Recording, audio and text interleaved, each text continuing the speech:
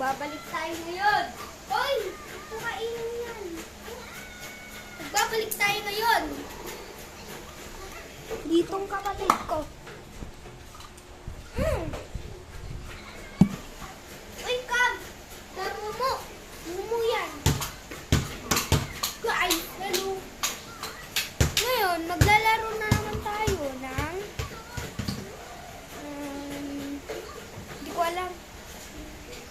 Basta may lalaruin tayo. Ano kaya lalaruin dati, guys? Comment nyo nga kung anong mas magandang laro.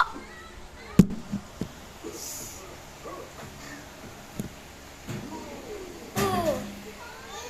Wow!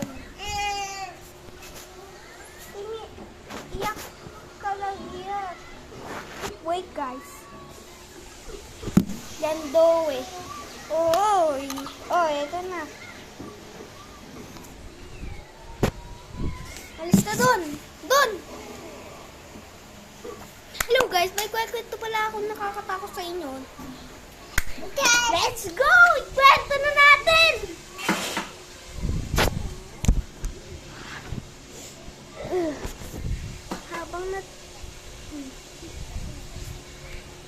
Habang natutulog kami, may nakita akong isang anino sa pintuan at binuksan ko yung pintuan, wala namang tao. Nagpatay bukas ang ilaw sa hagdan. Diyan o.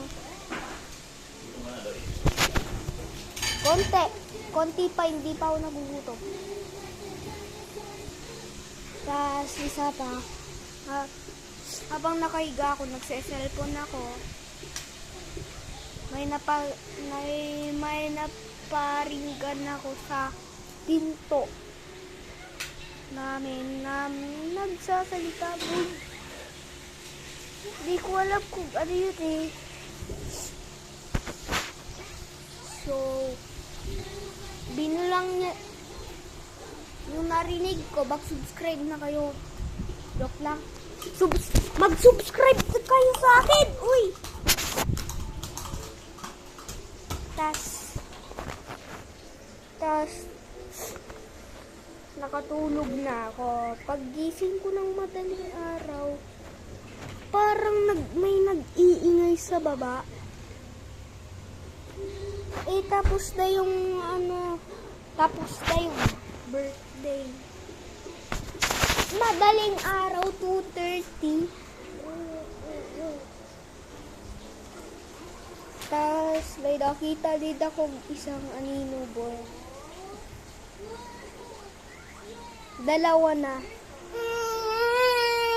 Uy, huwag ka maingay. Nasa yun na nangyari. Wala na. Hindi naman multo yun. Kami yun eh. Kala nyo horror story ah. Hindi talaga yun horror story, guys. So, goodbye. Kala nyo ah. Hindi yun horror. Hindi yun horror story. Pero kung sino nag-alam dyan, may napaparamdam talaga dito.